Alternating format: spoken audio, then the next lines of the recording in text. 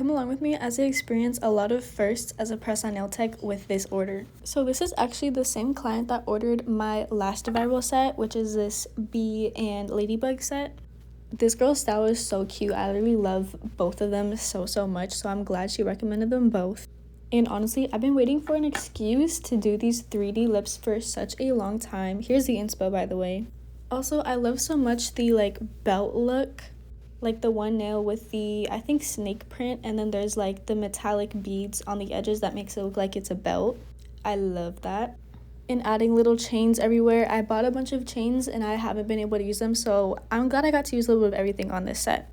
Now, of course, I started doing a base coat on everything, and I used the same one as the one that she had with her first set because I think it complemented her skin very well. Now, just like the first set she asked me to do, this new one also had a lot of the old school quote-unquote French tips.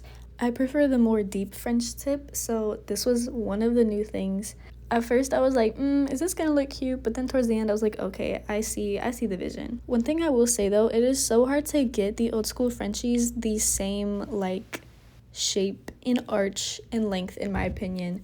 Because with the deep Frenchies, I have a whole method and I can do it so quickly, but with these it was not the same process. Speaking of deep French tip, in the inspo there was one that was like slightly deeper than the other ones, and I was worried that would look weird, but once again I was just trusting the process, just trying to copy the inspo picture. Two of the nails did indeed have a white French tip, so I added that, and the little pinky was a black French tip. Now the pinky that I'm doing right now, it had a bunch of these little metallic beads on it, going from a big size all the way down to a small all the way down to a small size, from the nail bed to the tip of the nail. Now don't be fooled, this nail looks super simple, but I kid you not, it took me so long. Look how long it takes me just to get a single freaking metallic bead on my tweezers. Okay, now it's time for this. I don't know what logo this is, guys. It's New York related, right? It's a baseball thing, right? I don't know. Anyways, I just went in with my handy dandy nail art brush and I started sketching out the parallel lines of each other. So the top and bottom parallel lines, and then